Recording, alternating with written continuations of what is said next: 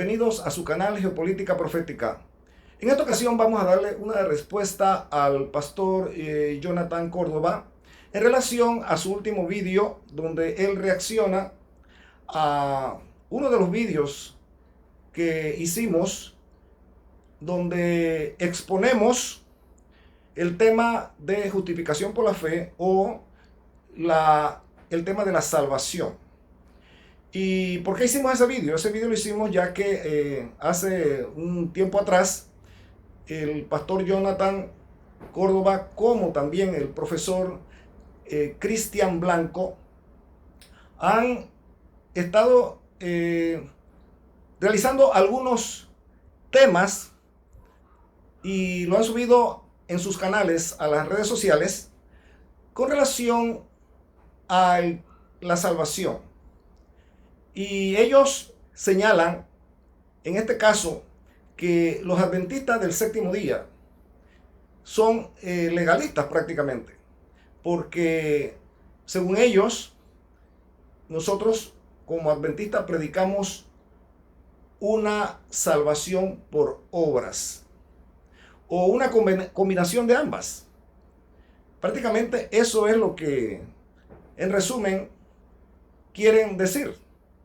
Cosa que no es cierta, porque como adventistas del séptimo día creemos que somos salvos únicamente por la fe en nuestro Señor Jesucristo, somos salvos únicamente por gracia, y que las obras simplemente son el resultado de la renovación del hombre que ha aceptado a Jesús como su Salvador.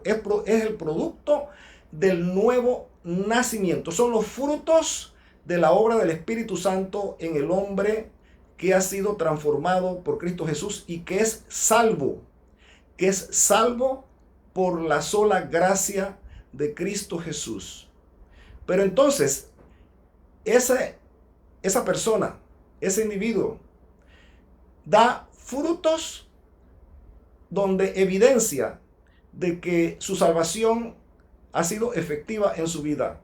Y Jesús dijo que por sus frutos los conoceréis. Así que ahí no hay contradicción alguna, ni tampoco hay doctrina de salvación por obras, ni una doctrina de combinación de salvación por fe y obras, porque las obras no salvan, son el resultado, la evidencia, como dijo Jesús, por su fruto lo conoceréis, la evidencia de que alguien ha sido salvado, de que una persona, un hombre, una mujer ha sido salvado por la gracia de Cristo, que ha nacido de nuevo. Entonces vamos a dar una respuesta al último vídeo que el pastor Jonathan sacó a las redes sociales, donde hace señalamientos que no son correctos con relación a la creencia de los adventistas del séptimo día en relación al plan de salvación. Pero antes de entrar en materia, quisiera hacer algunos señalamientos. Y lo primero es que el pastor Jonathan inicia su exposición haciendo algunas críticas y de una manera burlona y sarcástica, ¿verdad?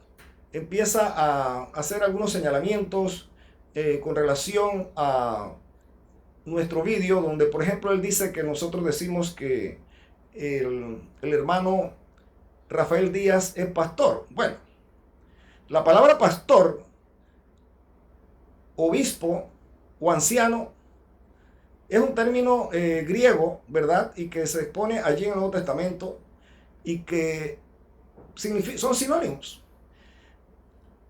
Lo cierto es que Rafael Díaz no es pastor de un ministerio pagado dentro de la iglesia adventista, pero él sí es un anciano, es un obispo, es un pastor de vocación, es un pastor en la práctica, porque la obra que él hace es la obra de un pastor, solo que él no pertenece a lo que se llama en la iglesia adventista el ministerio pagado, sino que él es un anciano, un dirigente de sostén propio, y hace una excelente obra en la predicación del Evangelio. Así que esto de pastor, anciano, obispo, es un asunto de semántica que no viene aquí al caso, pero vemos que Jonathan le da notoriedad a esto y le da notoriedad a otros puntos, como por ejemplo, él señala que este canal tiene un intro, una introducción como que si fuera un noticiero, e inclusive pasa una crítica con relación al cuando cerramos el tema y ponemos un himno, donde ese himno señala cuando allá se pase lista, y él dice que nosotros hemos tomado un himno que es de ellos, de los evangélicos. Óigame, por favor, mis hermanos y amigos, en el protestantismo este himno lo cantan prácticamente todas las iglesias. Yo he ido por ejemplo, en algunas ocasiones a un servicio con los mormones, pues que he tenido que ir. En una ocasión fui a un sepelio y cantaron ese himno cuando allá se pase lista. Lo cantan en la iglesia bautista, o sea, es un himno protestante. Entonces, ¿de qué estamos hablando? Pero todo se hace con un ánimo de criticar y de denigrar y de desvirtuar nuestras exposiciones que hemos hecho en nuestros videos, donde planteamos lo que la Iglesia Bendita cree en cuanto al plan de salvación. Y aparte de eso, también el pastor Jonathan, en todo el vídeo de refutación, se presenta de una manera burlesca o burlona, ¿verdad? Donde creo que eso no es una actitud correcta de un cristiano. Nosotros hemos visto debates y exposiciones, por ejemplo, del pastor evangélico Eduardo Gutiérrez, y su actitud, su imagen es totalmente diferente, de respeto. Es una actitud tranquila, donde él se ciñe a la palabra de Dios para exponer su punto de vista. Y bueno, puede ser que nosotros también cometemos errores, ¿verdad? En un momento dado. Y todos los cometemos. Pero no tenemos por qué exaltar esas cosas, porque ese no es el punto. Aquí nos parece que Jonathan debió de verse ceñido a exponer su punto de vista partiendo de la Sagrada Escritura, y no perder tanto tiempo, del precioso tiempo, ¿verdad?, haciendo críticas que no venían al caso. Entonces, esto lo vemos mucho en los apologistas católicos, como el caso de Luis Toro. En Luis Toro, sí, él presenta todas sus exposiciones y sus debates, y utiliza un método que no es el legítimo, no es el de un cristiano, porque manipula los textos y se vale de argucias y de técnicas psicológicas para manipular a la audiencia, para dar una apariencia de que él tiene la razón y de que el otro no la tiene.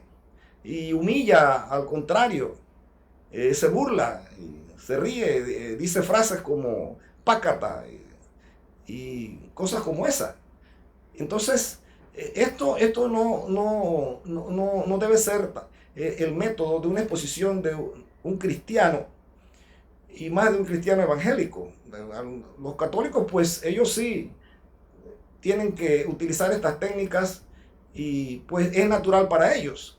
Pero creo que nosotros como cristianos no deberíamos usar ese tipo de técnicas para defender la verdad, porque la verdad se defiende sola por sí misma. Muy bien, entonces vamos a entrar en materia. Después de haber hecho esta aclaración, vamos a entrar en materia en relación a ese vídeo que el pastor Jonathan sacó últimamente, donde reacciona a uno de los vídeos que nosotros sacamos a la red social con relación al tema del plan de salvación, y donde hicimos algunos señalamientos en relación a lo que tanto él, Jonathan Córdoba, como el profesor Cristian Blanco señalaban en relación al sábado, a la forma como decimos los adventistas supuestamente que predicamos o que creemos que el hombre se salva. Entonces, vamos a entrar aquí en materia en relación a esto. No vamos a abarcar todo, porque no nos interesa, mis hermanos, aquí refutar cada punto de lo que él indicó en su vídeo.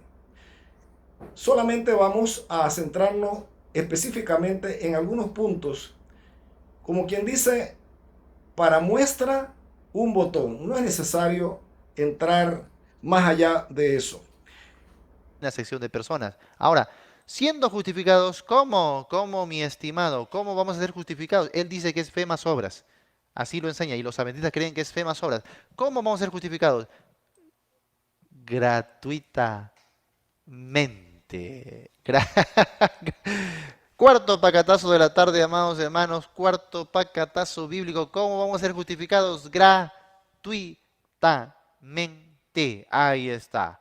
Ahora, no sé, creo que ellos, cual fariseos, cuando Jesús le dijo, ama a tu prójimo. ¿Y qué es mi prójimo? ¿Qué significa ser prójimo? No, no creo que sean así, ¿eh? ¿Qué es gratuitamente? Ah, que lo vas a hacer con tus obras, que lo vas a pagar. ¿Eso es gratuitamente? No. Gratuitamente es que no tienes que hacer nada, no te cuesta nada. Ahora, interesante porque Pablo va a decir gratuitamente por su gracia. Esto es una redundancia, porque al decir por gracia significa gratuitamente. Y al decir gratuitamente significa por su gracia. Lo que Pablo está diciendo es que somos justificados gratuitamente, gratis. ¿Por qué Pablo está enfatizando o por qué está redundando? Porque es parte de su retórica. Él lo dice doblemente, prácticamente es como si fuese una especie de pleonasmo, ¿no? Oye, gratuitamente gratis. Interesante. Si tú dices justificados gratuitamente mediante la redención, se entiende. O si tú dijeras justificados por su gracia, también lo entiendes. Pero Pablo redunda a propósito para poner exceso de énfasis en lo gratuito que es la salvación. Gratuitamente por su gracia. Como él dice, no, que si no hay obras, tu fe es nula. No, que no es solo por la fe, es fe más obras. No, es que Romanos 2 dice al que hace. Pero Romanos 3 dice que no hay ni uno solo que lo hace, ni uno que pueda. Por eso, por las obras de la ley, ninguno será justificado delante de él. Y la justicia que viene por medio de la fe es aparte de la ley. ¿Qué parte de la explicación de Pablo no se entiende, por favor? Un mínimo de comprensión lectora, nada más. Siendo justificados gratuitamente por su gracia, ¿mediante qué? ¿La ley? No, mediante la redención que es en Cristo Jesús. Ahí está. Encima se agarran otros signos, Dios mío, como siempre deshonestos los adventistas, los adventristes. Qué triste, qué triste, qué triste, hermano. En primer lugar, entonces, sin más preámbulo, quiero que quede bien establecido, mis hermanos y mis amigos, que hemos notado una falencia o una deficiencia en la comprensión de la teología de la salvación expuesta en la palabra de Dios y especialmente por el apóstol Pablo y el apóstol Santiago, donde el pastor Jonathan hace un análisis del libro de Romanos y también menciona a Santiago y llega a conclusiones que no están acorde con el contexto de lo que él leyó allí en el libro de Romanos, ni es lo que quiso decir el apóstol Pablo en esa epístola a los romanos, ni tampoco el apóstol Santiago. Pero notamos que lamentablemente en el mundo evangélico hay un problema. Me refiero al mundo evangélico a aquellos que dicen que ya la ley de los 10 mandamientos no está en vigencia. Porque hay iglesias evangélicas que sí aceptan que los 10 mandamientos están en vigencia, pero estamos hablando de aquellas, como es el caso acá, ¿verdad? Del pastor Jonathan y de Cristian, donde ellos señalan que ya esos 10 mandamientos no están en vigencia. Y el problema que tienen estos hermanos no es realmente con los 10 mandamientos. El problema de estos hermanos es con el día sábado. porque ellos aceptan 9 mandamientos, pero el problema es el sábado. Y la iglesia de Roma, la iglesia católica, tiene problema no solamente con el sábado, sino que tiene problema con el segundo mandamiento, que dice que no venerarás imágenes o no te harás imágenes, no te inclinarás a ellas, ni le rendirás culto. Ese es un grave problema que tiene la iglesia católica romana con este segundo mandamiento y con el cuarto mandamiento, porque ellos dicen que el día de reposo es el domingo y no el sábado. Aunque ellos admiten que el cambio no lo hizo Jesús. En documentos oficiales ellos admiten que fue la iglesia de Roma por su autoridad. Supuestamente una autoridad que le dio Dios, cosa que no es cierta. Entonces ellos cambiaron la solemnidad del sábado por el domingo. Y nosotros encontramos acá, mis hermanos, que ese problema no les permite entonces, cuando van a las epístolas, por ejemplo, las epístolas paulinas, o van al libro de Santiago, no les permite discernir realmente de qué es lo que está hablando el autor de estas epístolas. Por ejemplo, en el caso del libro de Romanos, nosotros encontramos que la palabra ley,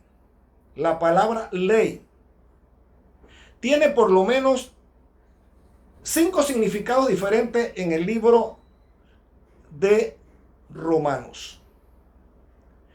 Y ahí es donde viene el problema. Porque entonces la confusión es esta. El pastor Jonathan, al igual que muchos evangélicos, pretenden indicar que el libro de Romanos está hablando de una sola ley, de un conjunto, de una sola ley, que no hay una distinción entre la ley de los 10 mandamientos y otro tipo de significado del término ley. Por ejemplo, la palabra ley en el libro de Romanos, en un momento dado, como es en el caso del capítulo 7 de Romanos,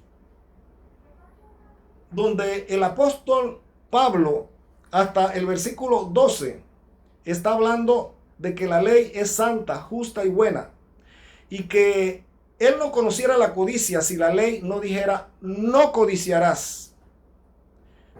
Ahí está hablando de la ley de los 10 mandamientos, porque ¿qué ley es esa que dice textualmente, no codiciarás? Y él está indicando que es una ley que está en vigencia para sus días, que es una ley que él quería cumplir,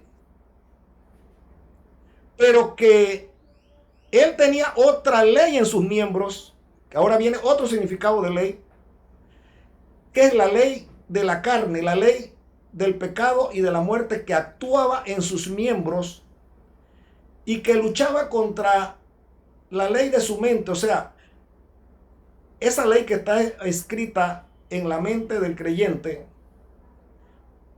Y él señalaba, el apóstol Pablo, que hay una lucha entre la carne y la mente, porque él quería obedecer la ley de Dios, que dice no codiciarás y que tiene los demás mandamientos. Pero que la carne luchaba contra eso, se rebelaba contra la ley que él quería cumplir. Y que por lo tanto, si esto es así, entonces él aprobaba que la ley es buena. El problema no está en la ley de los 10 mandamientos. El problema está en la ley de la carne, de los miembros de la carne, que se rebelan contra la ley de Dios, y no se sujetan a la ley de Dios, ni tampoco puede, porque es débil la carne. Entonces, el apóstol Pablo ahí está hablando de una ley que hay que cumplir, la cual es santa, el mandamiento santo, justo y bueno. No está diciendo que es mala, que hay que abolirla, que el problema está en los 10 mandamientos. No, el problema no está en los 10 mandamientos. El problema está en la carne, que se rebela contra esos 10 mandamientos y llevan al hombre a rebelarse contra la ley de Dios y por lo tanto a transgredir la ley de Dios, a ser transgresores, como dice el capítulo 2 de Romanos, a ser transgresores, y por lo tanto la transgresión da como resultado pecado y el pecado lleva a la muerte. Entonces, tenemos dos significados aquí ya de la palabra ley. Los 10 mandamientos y la ley del pecado y de la muerte que actúa en la carne del ser humano. Pero también el libro romano habla de la ley como un sistema dispensacional, como un periodo de tiempo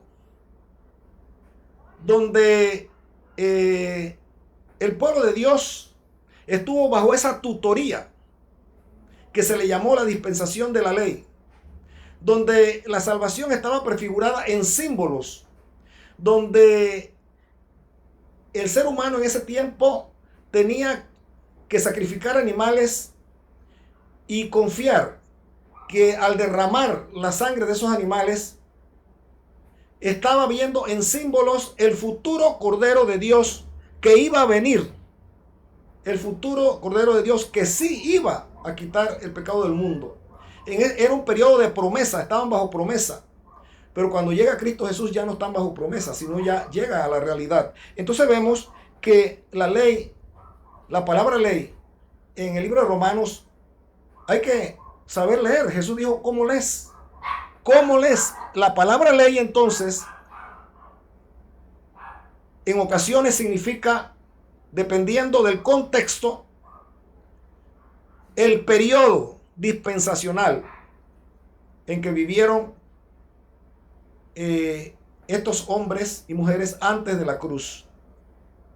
Pero la palabra ley también se refiere a la Tanaj, o sea, a las escrituras hebreas llamadas del Antiguo Testamento, desde Génesis hasta Malaquías. También en el libro de Romanos se habla de la ley en ese sentido, en cuanto al sentido de las escrituras hebreas. Y también encontramos que la palabra ley, y especialmente en el capítulo 8 de Romanos, se cita la palabra ley en el sentido de la ley del espíritu de vida. Esa ley del espíritu de vida que actúa para transformar al hombre. La ley de la fe en Cristo Jesús, que la hace posible el Espíritu Santo porque Él es el que nos lleva a la verdad, Él es el que nos revela a Jesús, es el que nos lleva a Jesús. Entonces esa ley del Espíritu que vence a la ley de la carne y del pecado que nos lleva a la muerte y que se revela contra la ley de Dios. Entonces, mediante la ley del Espíritu, el Espíritu Santo hace posible que el hombre pueda cumplir con los mandamientos de Dios y lleve fruto de justicia, y la rebelión y el pecado, la transgresión, las prácticas pecaminosas queden muertas en el viejo hombre. Por eso es el bautismo. El bautismo significa que el viejo hombre ha muerto y hemos renacido, hemos tenido ahora una vida nueva en el Espíritu. Y ya ahora esa ley que actúa en nuestros miembros, la ley del pecado y de la muerte, queda sometida bajo la ley del Espíritu Santo, la ley del Espíritu que hace posible que obedezcamos los mandamientos de Dios y que llevemos frutos de justicia y seamos hombres y mujeres justificados y seamos vistos como justos delante de Dios, no por nuestra propia justicia, por nuestras propias obras, sino por la justicia imputada de Cristo y la obra del Espíritu Santo en nuestras vidas. El pastor Jonathan dice lo siguiente: no hay justo ni aún uno, la Biblia lo pacatea. ¿Qué le parece? ¿Qué manera de defender la doctrina? La Biblia lo refuta completamente, y eso te pasa por no ver el completo de la hilación de Pablo, por no examinar, dice, sus premisas y luego ir a su conclusión. Claro que el capítulo 2 dice, solo los hacedores, pero mi estimado Geo, dice él allí, por las obras de la ley, ¿cuántos? Dígame ustedes, escriban en los comentarios, ¿cuántos se justificarán por las obras de la ley? Óigame, qué manera de exponer y defender sus ideas. Es claro, mis hermanos, que aquí se está manipulando el texto. Porque si bien es cierto, el apóstol Pablo en sus conclusiones está diciendo allí que el hombre no es justificado por las obras de la ley y que el ser humano solamente es justificado por la fe y que no hay justificación en las obras de la ley. Eso lo dice el apóstol Pablo y es una gran verdad. Pero nosotros, adventistas del séptimo día, no estamos diciendo lo contrario como pretende imputarnos acá Jonathan, el pastor Jonathan. Nosotros no creemos que el apóstol Pablo se contradice, ni creemos, en este caso, que la conclusión a la cual llega el apóstol Pablo es incorrecta. Creemos que la salvación, igual como dice el apóstol Pablo allí, es solamente por fe. Y que las obras de la ley no salvan. La salvación solamente es por fe y las obras de la ley no salvan. En eso estamos de acuerdo. Entonces, ¿cuál es el papel que juegan las obras de la ley o cuál es el papel que juega la ley de Dios? ¿Cuál es el papel que juegan los 10 mandamientos? Veamos acá lo que dice Romanos 5:1.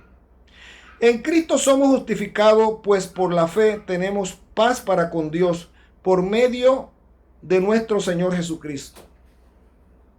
Note usted, somos justificados únicamente por la fe en Jesús. Pero las obras entonces, nuevamente, ¿qué papel juegan? Veamos lo que dice Romanos 3 y que bien lo dijo el pastor Jonathan en el vídeo. Dice Romanos 3, versículo 20.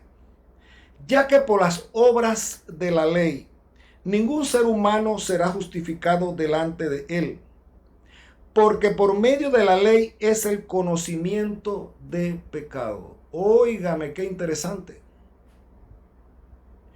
Aquí es claro, en ese versículo 20, capítulo 3 de Romanos, nos señala la función de la ley. La función de la ley no es para salvar. Así que la conclusión a la que llega el apóstol Pablo es correcta. Nosotros como adventistas no estamos en contra de eso, no podemos estar, porque si no, no seríamos bíblicos. Creemos que las obras nos salvan, somos salvos solamente por la fe, pero por las obras es que somos conocidos. Jesús dijo, por los frutos los conoceréis. ¿Por qué? Porque aquí dice, porque por medio de la ley es el conocimiento de pecado. Por medio de la ley, de los mandamientos de Dios, es que se determina qué es pecado y qué no es pecado. ¿Cómo se podría señalar o distinguir a alguien de que es cristiano, de que es salvo por fe, si no es por los frutos? ¿Y cómo nosotros vamos a darnos cuenta cuando pecamos si no es por la ley que nos dice lo que es pecado? Como Pablo dijo que él no conociera la codicia si la ley no dijera no codiciarás. Y que una vez venido el mandamiento, entonces él tuvo conciencia de pecado.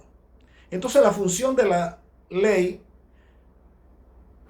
no es salvarnos, sino que dan evidencia de qué obra hacemos, de que si realmente se ha operado en nosotros el nuevo nacimiento. Por sus frutos los conoceréis.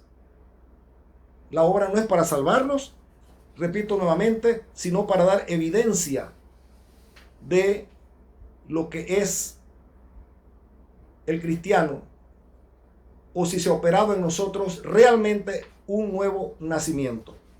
El pastor Jonathan señala las conclusiones a las que se llega con relación a lo que Pablo expone en su epístola. Y él dice aquí, en ese vídeo, ¿verdad?, que el hombre es justificado por fe. Muy bien. ¿Qué más? Dice él. Pablo señala que sin las obras de la ley, y nuevamente volvemos a repetir, el hombre no es salvado por las obras de la ley. El hombre es salvo por la fe. Las obras son el resultado de la salvación. Aparte de esto, mis hermanos, veamos Romanos 6:22. Mas ahora que habéis sido liberados del pecado y hechos siervos de Dios, tenéis por vuestro fruto la santificación y por fin la vida eterna. Vea y note usted, señale, subraye esto. La función de las obras es simplemente que dan una evidencia, son el fruto de la salvación, de la santificación. Y por eso dice que una vez hemos sido hechos siervos de Dios, tenéis por vuestro fruto, que los frutos no salvan, no dice que salvan. Él ya llegó a la conclusión, Pablo llegó a la conclusión de que las obras, los frutos no salvan, sino que una vez salvados, una vez justificados, hechos justos delante de Dios, tenemos por fruto la santificación y como fin la vida eterna. ¿Cuáles son los frutos? Los frutos de la obediencia a los mandamientos de Dios. Romanos 13, 8 al versículo 10.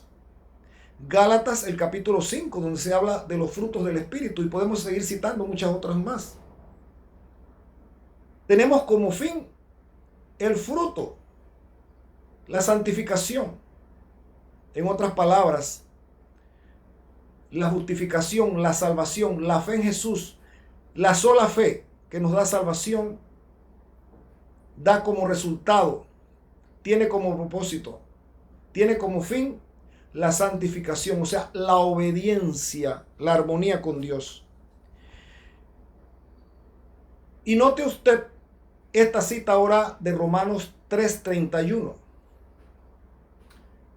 donde Jonathan pretende en su análisis anular la ley de Dios, anular los 10 mandamientos.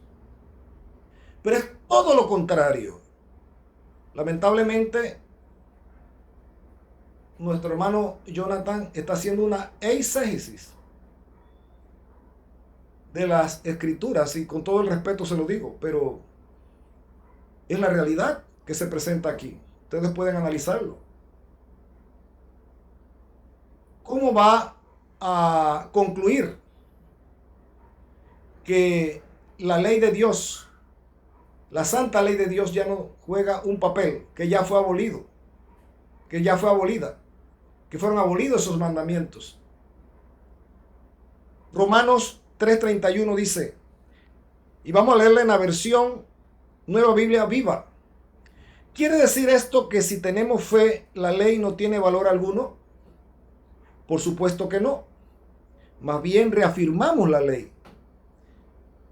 Note usted, quiere decir que si tenemos fe, como dice Jonathan, tenemos fe en Jesús, somos salvos solo por la fe, ¿no tiene la ley valor alguno? ¿Se anula la ley? Ya eso es cosa del pasado. ¿Qué dice Pablo? Por supuesto que no. Más bien reafirmamos la ley. ¿Por qué reafirmamos la ley? Porque si somos salvos por la fe, vamos a dar frutos de obediencia y reafirmamos entonces la fe. Como dice Pablo, que él no hubiera conocido la codicia si la ley no dijera no codiciarás. Y Pablo en ese capítulo 7, él está señalando de que la ley es buena y que él quiere cumplirla. El problema no está en la ley, el problema está en sus miembros, en la ley del pecado, en la carnalidad. Esa ley del pecado y de la muerte, que lucha contra la ley de su mente, que Dios ha implantado en su mente, que es la ley de Dios. Pero al final, en el capítulo 8 de Romanos, Pablo da un grito de triunfo, si se puede decir así, donde dice, gracias doy al Espíritu, que aunque en la carne yo sirvo a la ley del pecado, pero con la mente sirvo a la ley de Dios. ¿Por qué? Porque al final el Espíritu Santo vence al pecado. Y ahora Pablo puede decir que él es justificado delante de Dios y que ha vencido a la carne. Y que ya no vive más él mismo, sino ahora Cristo vive en él y que la carne ha sido crucificada. Veamos la otra versión de ese mismo texto, Nueva Traducción Viviente. Entonces, si hacemos énfasis en la fe, ¿eso significa que podemos olvidarnos de la ley? Como dice Jonathan. Por supuesto que no. De hecho, solo cuando tenemos fe cumplimos verdaderamente la ley. ¿Y cómo la vamos a cumplir? No porque Cristo la cumplió, como dice Jonathan. Y ahora Cristo la cumplió y ahora nosotros no tenemos que cumplirla. Es todo lo contrario, porque Cristo la cumplió. Ahora Él va a hacer a través de la obra del Espíritu Santo que nosotros podamos cumplirla. Porque el apóstol Pablo señala ahí en el capítulo 13 de Romanos, verso 8 al 10, que si cumplimos la ley tenemos que amarnos los unos a los otros. Y empieza a citar de los mandamientos del Decálogo. Porque dice que el cumplimiento de la ley, el resumen del cumplimiento de la ley es el amor. Amarás al prójimo como a ti mismo. En primer lugar, el amor a Dios, porque ¿cómo puedes amar al prójimo o cómo puedes amar, nacer de ti el amor al prójimo si no es primero que tengas el amor a Dios? Y viceversa, ¿cómo puedes mostrar el amor a Dios si no amas a tu prójimo? Como está en la primera epístola de Juan. Entonces, mis hermanos y amigos, aquí dice que si cumplimos la ley, estamos evidenciando de que realmente ha habido una transformación de fe en nuestra vida. Entonces, si hacemos énfasis en la fe, ¿eso significa que podemos olvidarnos de la ley? Por supuesto que no. De hecho, solo cuando tenemos fe cumplimos verdaderamente la ley. Romanos 6:22. Y en el capítulo 7, versículos 7 al 12, Pablo reafirma esto donde él dice que la ley es santa, justa y buena, y donde él señala que el mandamiento no codiciarás. Por medio de ese mandamiento le vino conciencia de pecado y que él, una vez con conciencia de pecado, fue a Cristo para ser justificado, y por medio de la ley del Espíritu, ahora en el capítulo 8, él señala que él triunfa sobre la carne, sobre la ley del pecado y de la muerte, a través de la obediencia a la ley de Dios, porque la carne no se sujeta a la ley de Dios, ni tampoco puede, dice ahí en el capítulo 8, pero el Espíritu Santo que actúa en el hombre salvado por fe, sí puede entonces hacer el milagro de que el hombre cumpla con la ley de Dios. Y alguno dirá, bueno, hermano, pero es que aunque seamos bautizados, seguimos muchas veces pecando.